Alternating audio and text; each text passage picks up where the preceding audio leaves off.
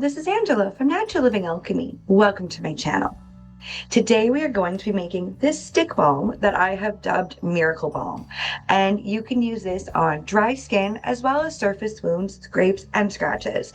And I've even tweaked the formulation a little bit to make it safe for animal use, and I like to use it on my dog's toes when they just get too dry and scratchy. So for any customization ideas, any other ways that you want to change this formulation, be sure to stick to the end of the video in the notes and substitutions portion, and I'm going to tell you just how you can customize this in different ways. Before we head into the lab, I want to do a little bit of an ingredient overview and just go over these ingredients and see why I've chosen these particular ones. So we're going to start with beeswax. Now, we would use beeswax because it actually helps to slow the absorbency speed of other ingredients as well as increase their staying power. And it is used as a thickener and a hardener depending on the concentration. We are going to be using two different kinds of butters in this formulation. The first one is shea butter, which is a soft butter extracted from the nuts of the shea tree. And the reason that we would use this is it may help fade scars and heal burned, cracked, or peeling skin. And it also holds some inflammation modulating properties, and it can help in cases of itchy or irritated skin. Now, just keep in mind that if you are using the unrefined version, it does contain its natural latex still in there. And you would want to avoid this if you have an allergy to latex. And you'd probably also want to avoid this with anybody who has a tree nut allergy. Now, the absorbency speed of shea butter is slow. Now, one thing that you would want to consider is shea butter has a natural nutty kind of scent. Now, if your shea butter smells more like crayons, that's a sign that your butter has gone rancid, and I would probably just get rid of it. You don't really want to be putting rancid butters on your skin. So I do like to keep my shea butter in the fridge just to help it stay fresher longer. Our next butter is kokum butter, and this is a hard butter, and it is firmer and crumblier than other firm butters, but it is also considered to be one of the most stable butters that you can use in skincare, and it is extracted from the fruit kernel of the kokum tree. Now, since it's derived from the fruit kernel and it is not actually considered to be a tree nut, so this should be a safe ingredient to use on anybody who does have a tree nut allergy. But the reason that we would want to use kokum butter is it actually contains high amounts of essential fatty acids such as omega-3 and omega-6, and these can help prevent cellular damage as well as improving skin cell regeneration. It helps to harden and stabilize solid products. It is naturally rich in vitamin E, and it is safe to use on sensitive skin, and this particular butter does not contain any latex proteins. Our absorbency speed is average to fast, but it does not leave any type of sticky residue on the skin once it's absorbed. Now let's talk about the oils that I'm going to be suggesting. Our first one is sweet almond oil, and this is a refined cold pressed oil that is obtained from the nuts of the sweet almond plant. Now, we would use this because it is an antioxidant rich hydrator with high concentrations of vitamin E, magnesium, phosphorus, as well as copper. And it has been known to reduce irritation and calm inflammation. And it can even help even skin tone and improve complexion.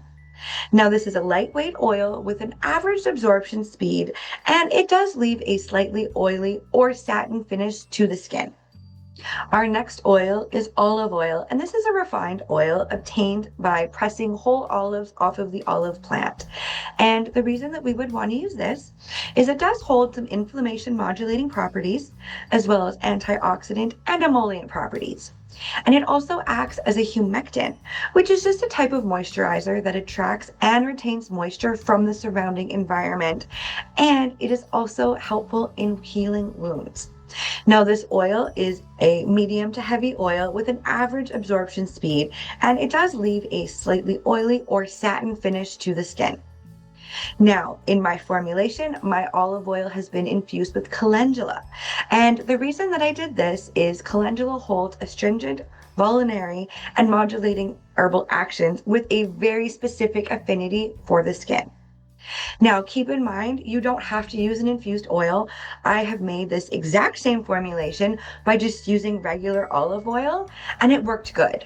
I do find that this one works slightly better, but it's up to you whether you want to infuse your oils or not. Our next oil is castor oil, and this is obtained by pressing the seeds of the castor plant. And the reason that we would want to use this one is it acts as a humectant, as well as providing antibacterial, antifungal, and analgesic properties. It may help reduce the risk of scarring, as well as speeding up the entire healing process by promoting collagen production. It also enhances the absorption of other skincare products, helping them to become more effective. Now, this is a thick and heavy oil with a very slow absorption speed, but this oil helps leave a protective barrier on the skin. Our next oil is safflower oil, and this is another refined type of oil, and it is obtained from pressing either hot or cold the seeds of the safflower plant. Now, why would we want to use this one? Well, it is antioxidant rich, as well as containing inflammation modulating properties. Now, it is made up mostly of oleic acid, which is an acid that is very moisturizing, and it can help skin cell regeneration happen quickly. It may also accelerate wound healing, reducing the appearance of scars and helping to repair the skin barrier. Now, this oil has a fast absorption rate, and it leaves a silky finish to the skin. So our final oil is coconut oil, and you can purchase this in a couple different versions. You can get raw, refined, and even an RBD version, which just means refined, bleached, and deodorized. So it has no scent. But all of them are obtained from the fruit of the coconut palm tree. Now, why would we want to use it? Well, it also holds some inflammation modulating properties, and it can help reduce redness and irritation. It's been shown to improve skin elasticity while reducing the appearance of scars. And it can also help reduce something called transepidermal water loss. And it does this because of the high concentrations of saturated fats. Now, coconut oil holds an average to slow absorption speed, leaving a slightly oily residue on the skin. So since this formulation does not include any water components and it's meant to be used on dry skin, I've chosen to just skip on the preservative, as I don't necessarily feel that it is required. However, if you were wanting to add a preservative, say you were wanting to keep this in your bathroom, well, there's a chance that it might get a little bit of moisture, right? Well, then you might want to add a preservative, but you will want to make sure that it is oil soluble. And I will have a couple different suggestions in the accompanying blog article that you will find linked below this video, if that is something that you do want to add. Some other things that you're going to find in that description box is going to be some links to where you can buy some of these products for yourself. Keep in mind, they are not affiliate links. I'm not in any of those programs. I'm not trying to sell you anything. I'm just trying to make sure that you can purchase all of these ingredients to make this for yourself safely at home. Now with that, let's head into the lab and I will show you how this all comes together. So before I hit record on this video, I went and sprayed all of my surfaces down with 70% isopropyl alcohol. And this is just going to ensure that everything is just nice and clean and sanitary. So we are going to be measuring out our phase A in a stainless steel bowl, but you could use any type of heat-proof beaker that you have. So we are going to begin first by putting in our liquid oils. So we are going to be using 10% sweet almond oil.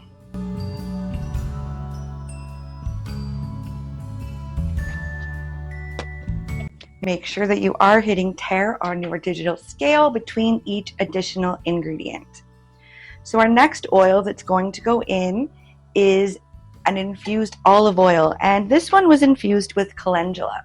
Now keep in mind that you could infuse any of the oils suggested in this formulation. It does not have to be olive oil, but that is just the one that I had on hand. So now we are going to put 10% of our infused olive oil.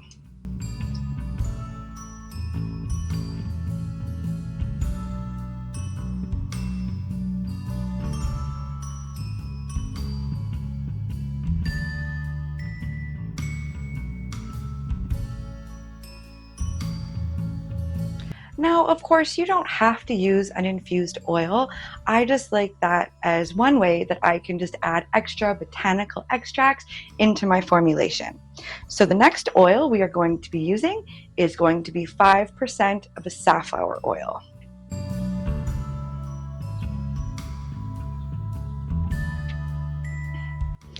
Hitting tare again, and then our last liquid oil is going to be castor oil.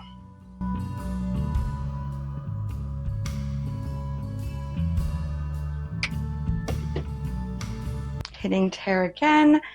Next, we are going to be adding in some coconut oil. Now, the coconut oil that I'm using is just your regular good old Costco brand organic traditional coconut oil.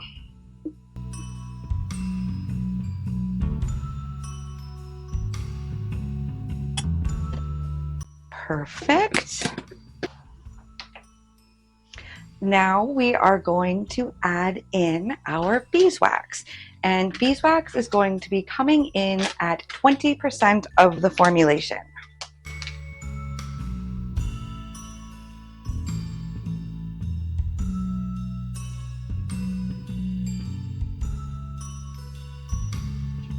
Hitting tare again. Now we are going to add in our butters. So we are going to be using 24% of a shea butter. So mine is unrefined, but you could of course use a refined version if that's what you prefer.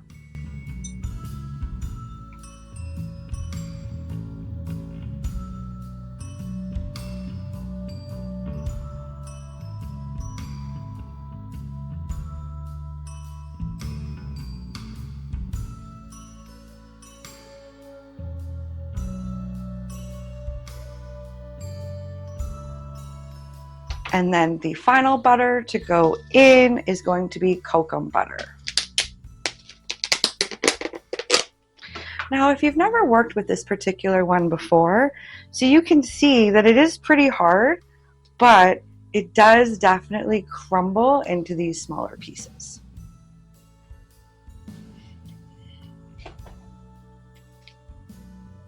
And now we have 10% of cocoa butter.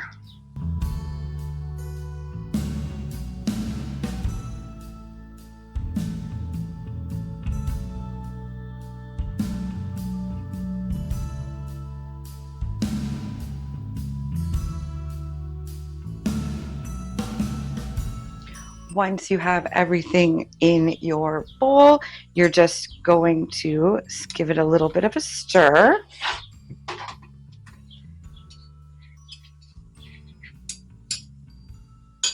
And then you just want to put it on your hot plate and just allow all of your oils and your butters and your beeswax to just melt nicely together. So now that we can see that everything is just nicely melted and incorporated together, we are going to just allow this to cool off for just a couple minutes, and then we are going to add our phase B. And since phase B is only one ingredient, I figured I would just throw it right in the bowl, and we didn't need to bother dirtying a weigh boat or some other container. All right, so now it is time to add the rosemary extract. The temperature of my phase A is at 79 degrees Celsius. So as long as we are under 80, it is safe to add our rosemary extract. And the amount we are going to be using is 1%.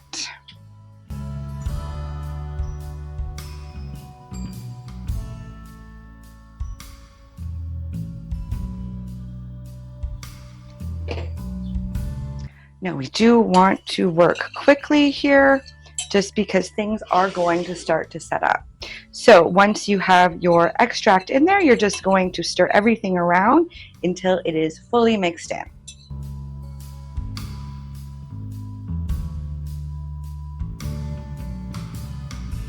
Then you're just going to take your container. Mine are bottom filling ones, so we're just going to remove the bottom portion. If yours were not bottom filling, you would just take the top off and pour it in this way.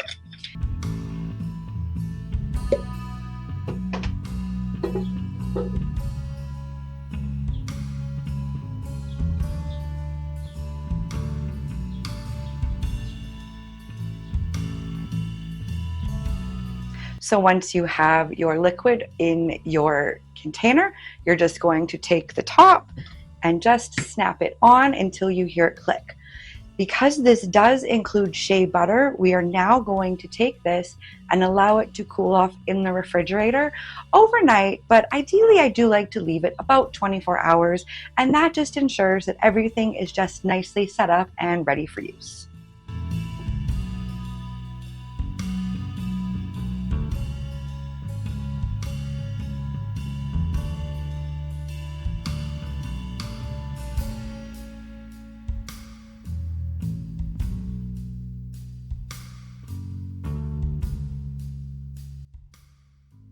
Welcome back. I hope that you found that as easy and fun to put together as I did. So now we are at the notes and substitutions portions of this video, and I have a couple notes and many different substitutions that you might want to consider making. First off, very, very, very important. I mentioned that you can use this on surface wounds, scrapes, scratches, things like that. Yes. Do not use this on any type of deep puncture wound. You may run the risk of developing an infection. And if the wound is oozing in any way, just wait until that's stopped before you apply this balm. Also, I'm going to request that you just use common sense with these ingredients. If you have an allergy or even a suspected allergy to any of the ones that I have suggested, just use what you can. If you were wanting to use this formulation on your furry family members, what I like to do is take out the coconut oil, leave the same percentage, and just put in MCT oil. I find that that simple switch helps it not seem as greasy on their feet, and mine don't always sit until it's fully absorbed, so I just don't want them walking around with greasy paws if possible. You could add some essential oils. So those would all go into phase B, and you would want to take out the percentage out of one of your liquid oils. Okay, just leave the beeswax alone. Okay, just take it out of one of the oil percentages. But think about this. You could use maybe warming type oils and make like a warming type balm. You could use cooling oils and make like a cooling one. Okay, it's up to you. Just be sure to consult the IFRA information sheet and always stay within safe dermal limits. Now, if you were going to use this on your animals, I would probably just avoid essential oils altogether. If you watched the last video that I put on this channel, it was for a roller ball for a headache. And in that video, I showed you how to infuse jojoba oil or any oil with menthol crystals. You could use that oil in this balm and make like an icy type stick. You could also add maybe some warming essential oils and this menthol oil, and then you would have like a hot and icy type stick. So you see how there's many different ways that you can customize it just by adding some different essential oils in here. Say you weren't wanting to necessarily infuse an oil, but you were still wanting to get some different botanical allies in there, you can. But you just want to make sure that you are using a not a water soluble extract, an oil soluble extract. Okay, you have to make sure that it is oil soluble, or else it's not going to work in this formulation. You could also switch out one of the liquid oils for a different one, but you just want to make sure that you are staying around 45% of the formulation being our liquid oils. And I do count coconut as a liquid oil. Okay, you could also switch out the butters and use either refined or crude versions, but you just want to make sure that you are also keeping your butters at around 35%. Maybe you were wanting to put more kokum butter than shea butter. You can definitely up that. I've just found these amounts work really well for me, but hey, you do you and find out what works best for your formulations. If you wanted to make this a vegan formulation, you can also do that. And you would want to take out the beeswax and add something called candelia wax. You would want to probably play around with the ratio a little bit, but you do want to aim for 80% less candelia wax than beeswax. So maybe I'd start with 16% candelia wax and increase from there if desired. And if you were going to do that, just put that other what would that be, 4% into one of the butters. And lastly, you may have noticed in the video I used rosemary extract. That is interchangeable with vitamin E and T50 mixed tocopherols. They both work as wonderful antioxidants. I usually use the MT50. I just wanted to put in the rosemary extract this time and just see if it made any difference, and it seems to be the same. So as you can see, what I call Miracle Balm is truly customizable to meet your needs. I've given you the base formulation, and I would just love to hear how you plan on customizing this formulation. Don't forget to hit the like button if you like this video, or maybe share it with anyone else who you think might enjoy it. Consider subscribing to the channel so that we can spend more time together and that you don't miss future videos. But I just want to say thanks for stopping by today, and I'll see you next time.